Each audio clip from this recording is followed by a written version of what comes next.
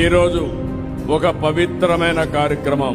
ఏడాది క్రితం స్వర్ణాంధ్ర స్వచ్ఛాంధ్ర ఒక ఉద్యమంగా ప్రారంభించాం. ప్రతి నెల 3వ శనివారం అనగానే నాకు గుర్తొస్తుంది, అక్కడి నుంచి పనిచేయడం మొదలు పెడుతున్నాం.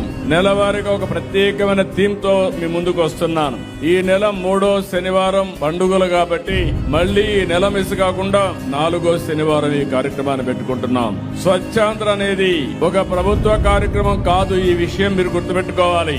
ఇది మన జీవన విధానం కావాలి. అందుకే నేను కొన్ని కార్యక్రమాలు పెట్టుకున్నాను. ప్రతి నెల 1వ తారీఖు వస్తే పేదల సేవలో నేనే కాదు, ప్రజా ప్రతినిధులు, అధికార యంత్రాంగం, ఎన్డీఏ కూటమి నాయకులందరూ కూడా ప్రజా సేవలో మమేకం కావాలి. మాకు గుర్తుండాలి, పేదవాళ్ల సమస్యలు అర్థం చేసుకోవాలి. మీ సమస్యల పరిష్కారం కోసం అనునిత్యం పనిచేయాలనే ఉద్దేశంతోనే పేదల సేవలో పెట్టాం.